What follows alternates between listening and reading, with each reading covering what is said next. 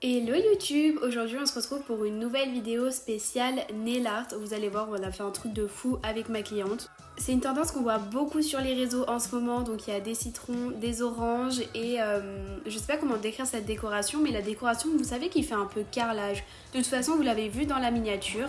Donc c'est parti, on rentre direct dans le vif du sujet. Alors vous verrez, cette vidéo elle est super mal structurée, j'ai essayé de faire au mieux, je suis désolée.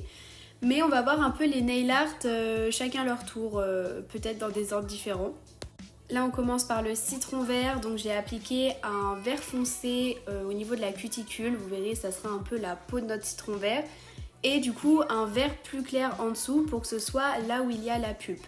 Je me munis de mon Paint It Blanco et c'est avec ça en fait que je vais venir tracer les traits. De toute façon les vidéos sont plus descriptives que mes explications je pense. Mais avec mon pinceau fin Nail Art numéro 3 de chez Nails Company, je vais venir tracer la forme d'un citron vert. Donc là, je sais que ça va pas être l'étape la plus drôle de tout le monde puisqu'il va falloir tracer des lignes fines de manière assez droite. Mais vous verrez, après un peu d'entraînement, c'est pas trop compliqué à respecter. Là, ça commence déjà à ressembler à un citron et vous verrez à l'étape d'après, ça va vraiment tout changer. En fait, on va venir créer des arrondis au niveau des coins et vous verrez ça va faire une forme beaucoup plus réaliste. Donc cette étape là vous allez la faire au bout de chaque ligne blanche. Donc moi pour rappel j'utilise le Paint It Blanco, c'est un gel paint blanc. Et en fait la différence avec un semi-permanent c'est tout simplement que ça va être pigmenté. C'est du coup plus facile pour tracer des dessins assez fins puisque du coup plus on veut faire du fin, moins il faut que le pinceau soit chargé et il nous faut du coup quelque chose d'assez pigmenté pour que ça ressemble à quelque chose.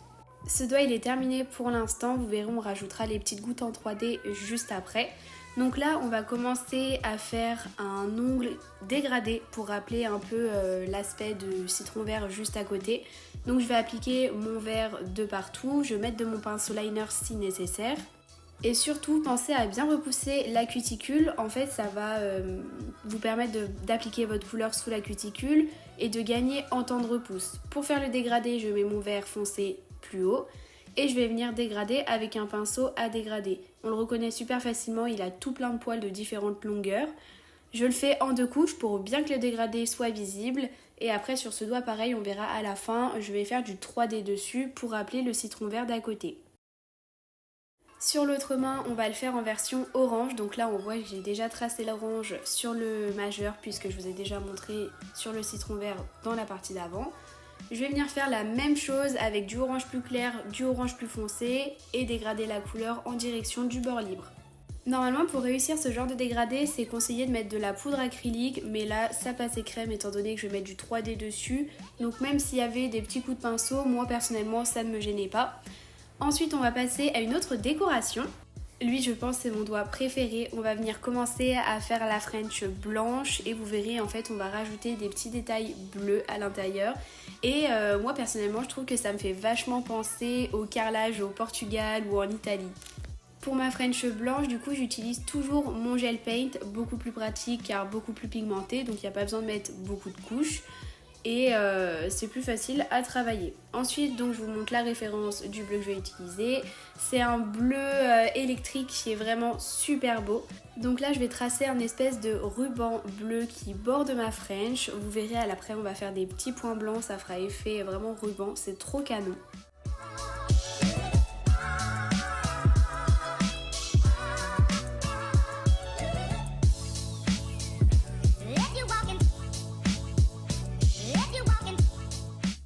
Alors je suis désolée pour les images qui vont suivre mais c'est pas hyper bien cadré, j'ai vraiment fait au mieux. Donc là je viens tracer des petits points en bleu sur la partie de la French que je vais venir après relier avec mon pinceau fin pour en fait faire une forme de goutte comme vous voyez un peu sur l'index juste à côté que je vous montrerai juste après comment on procède pour faire cette décoration. Alors quand on le fait, moi personnellement je me suis dit ok ce que tu es en train de faire ça ressemble à rien mais le final ça rend trop beau. Pour venir faire les petits points blancs dans le ruban j'ai vraiment besoin de quelque chose de fin donc je vais prendre un bâtonnet de buis. Je trouve que c'est beaucoup plus fin que le dotting tool. Et là on voit bien aussi l'exemple de l'orange, c'est le même principe que le citron vert qu'on a vu au début. Ensuite, je vais vous montrer du coup comment on fait l'index. Donc là, je vais mettre full blanc sur tout l'ongle. Donc vous faites attention à ne pas toucher les peaux pour que ce soit vraiment propre. Et vous allez vous aider à la fin de votre pinceau liner pour bien mettre la couleur sous la cuticule.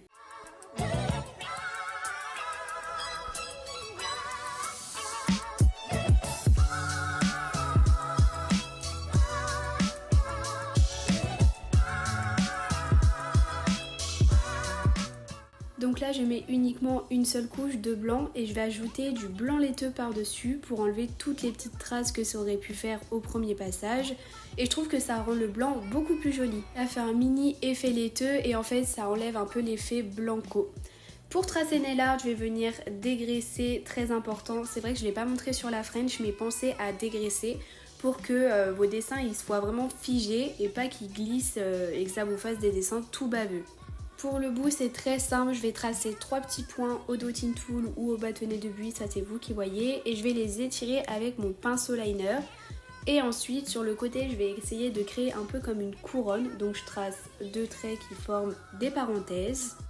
Et ensuite, vous verrez, de chaque côté, on va tracer des petits points qu'on va ensuite relier à ces 2 parenthèses. Et c'est là du coup qu'on verra l'effet couronne. Alors, ça paraît simple, mais je vous conseille de prendre déjà un vernis semi-permanent qui est quand même pigmenté, étant donné que les lignes elles seront quand même assez fines, elles seront moins fines que dans le citron vert, mais ça reste du fin. Et moi au début de la vidéo j'avais choisi un bleu électrique qui n'était pas assez opaque. De mémoire c'était le Toro Bravo de chez Nails Company. C'est un magnifique bleu électrique, mais malheureusement il n'était pas assez pigmenté pour faire ce nail art, donc je suis passée au Blablador que vous avez vu au début de la vidéo.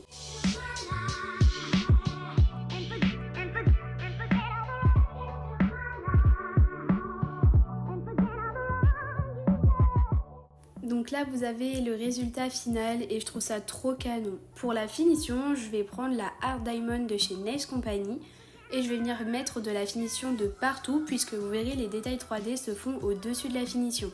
Je prends mon gel transparent liquide et je vais prélever beaucoup de matière au bout de mon pinceau nail art et vous voyez je fais des énormes gouttes dans la pulpe de l'orange. C'est ce qui va vraiment donner l'aspect réaliste et le 3D ça change tout, c'est magnifique. Alors je me suis rendu compte à la fin de cette vidéo et dès que j'avais terminé la pose de ma cliente qu'en fait toutes les gouttes se rejoignent au bout et c'est vrai que je trouve que c'est un aspect un peu moins joli que si elles ne se rejoignent pas.